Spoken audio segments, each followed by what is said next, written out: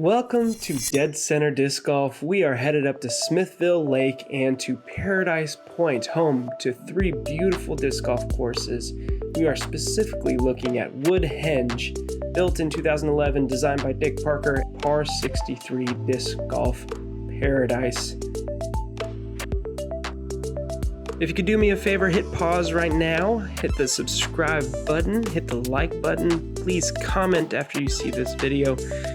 Anything to get the word out that Kansas City has the best disc golf courses dead center of the map. There is a $6 charge to get into this area. For that $6, you do get air-conditioned bathrooms with some showers. It's really nice. Practice basket to the left. First hole by the building you saw in the center, which is the restrooms. Par 4, 427 feet. You have a far tree on the right is 145 feet. You want to miss that, get all the way up, back to the left. At the end of the trees, you still have 100 feet more to get to the gap. If you can get as far up and as far left as you can, that will open up your second shot for the basket here and leave you in good position to get the birdie. For hole 2, you do have to cross the road again. There's another set of bathrooms. How convenient if you missed out on the hole 1 bathrooms. Par 3, 279 feet. It is a gap off the tee, but it's pretty straightforward. Hyzer line. You want to circle back to the left. You do have some guardian trees to look out for when you enter the green, but get past those, you're in the open. And get on your hiking shoes again. We're going for a walk back across another road to a par 4, 525-foot fairway. The gap is 59 feet away, so that extra distance there makes that gap a little bit harder. But once you get through the gap, you are wide open and you are headed downhill to the basket situated by the lake, but pretty far enough away to not be of any worry. The 4 tee is back up the fairway, which is pretty inconvenient, but you will see a sign walking down the fairway of 3. Basket 4, par 3, 279 feet. You've got a little bit of a gap off the tee and a little bit of a ceiling. You're going to go up the hill, and once you crest the hill, you're going to have another ceiling come into play as you go back down towards the basket. If you're able to shape your shot, you can get all the way down, but that kind of incline into a ceiling makes it a little bit difficult to do. What you notice on Woodhenge's front 9 is a lot of tight lines and precision golf. Basket 5 is the perfect example, 303 feet, par 3, but it plays a lot longer because you are going uphill and you do have a lot of traffic to navigate.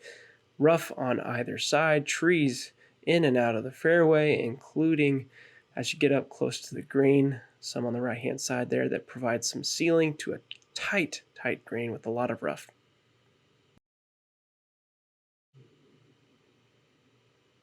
More of the same for basket number 6, par 3, 204 feet. It's about 6 or 7, maybe 8 feet across the fairway to begin.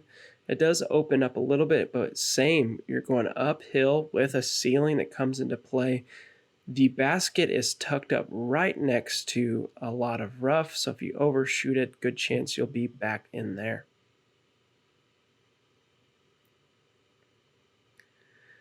Basket 7 provides some relief, you think, with this par 4, 510 feet. You do start out in the open. You do want to be as far left unless you can sneak it right into the center of this gap that is 259 feet to 298 feet away from the tee, because you're going back into the woods, back down the hill. This is my favorite fairway of the whole course. It is so much fun to get to that gap and then look down and be able to see the basket and let the disc float down to basket number 7. Basket number 8, par 3, 192 feet. This is a dangerous hole. It's a deceiving dangerous hole. To the right about now, a ravine comes into play. That is 25 to 40 feet down the hill. And it's tucked up right next to the green, maybe 5 feet away from the basket here on the right. Back out in the open for basket number 9. This is truly in the open, par 3, 300 feet, and truly in the open of the wind. You'll get a lot of it, which will throw off your disc, and you need a wind read. A lot of headwind coming up over the hill to make this one a little bit more difficult with 16 feet in elevation. Par 410 is 717 feet, with the first tree being 72 feet away from off the tee, and the last tree being 393 feet off the tee. If you have the power to hyzer over this long grass, end up in this open space, you do have some options to the left of the trees, to the right of the trees, or you can go under like a laser, like this drone, get up to the green here that is cut neatly from the tall grass. Basket 11, par 4, 651. A tight gap off the tee, but it's close enough that it's not really an issue. The issue is the cart path and the long grass. Pretty close. If you play OB on the cart path, the walking path, then it makes it even tighter. You have a duo of trees again towards the end of the fairway getting into the green, but enough space to get around them. Basket 12, par 3, again, close off the tee, but not really a problem. A lot of space off to the left. If you've got a forehand that can reach this green here, it shouldn't be an issue. Backhand turnover for a right-handed player as well in play. You have some nice boulders with the green, hopefully kicking your disc back in towards the basket if you approach with too much speed. To get to hole 13, you do want to walk along the path for a ways towards the practice basket. You get to a par 4 that greets you with an intense gap of 528-foot fairway. You get through here, cross your fingers. You want to go as far right as you can and as far as you can. Again, that will open up a shot for the second. Avoid the water over to the right. It's not too difficult to avoid that. What's difficult is getting into this green that is just protected to the max.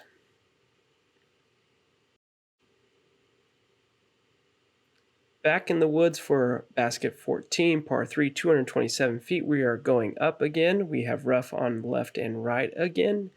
And this one has a lot of fun little trees right in the green. This is a fun hole though. I do like it. Straight shot, got a nice look for a birdie. Once you get done with this, you're going to go out the woods and make an immediate right on the cart path to get to basket 15, par 5, 831 feet. This is the big one. I do not recommend going over the trees like the drone is. There is a fairway to the left that's kind of outlined of the cart path. And if you think the mozzarella sticks at Belton is a problem, look at all those sticking up out of the ground to get in the way of your shot. Also, there's a lot of wind coming off the lake and pushes your disc in weird ways. Best of luck. This is an intense hole. It is a lot of fun though.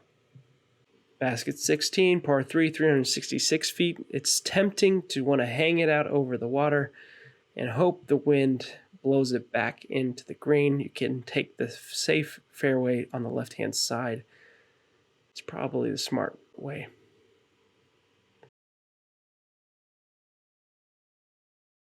Basket 17 is about as stress-free as you're going to get on Woodhenge. It's 327 feet, par 3.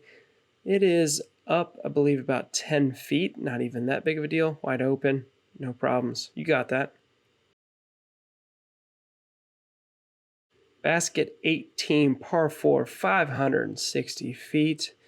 Scenic drive through this gap. There is a little bit of a hill in between that second shot landing zone, so it could create a false front. And then, of course, you've got water pretty close to the basket right behind it. 18 ends up on the other side of the parking lot from the practice basket. If I were parking, I would probably park closer to hole 1. You're going to have less of a walk to get back. And you want to walk more up front. By the time you get to the back, it's pretty exhausting. It's a lot of walking on this, but it is a really great course with a lot of great features. It has the technical wood parts. It has the dog leg. It has the wide open with wind. It's the best of what Missouri disc golf has to offer, including the option to go play 2 more courses. And my buddy T-Raven and I, shout out, we did all 3 in one day. It's possible. As always, thank you for watching. Please subscribe, like, comment on what course we should do next. This is Dead Center Disc Golf.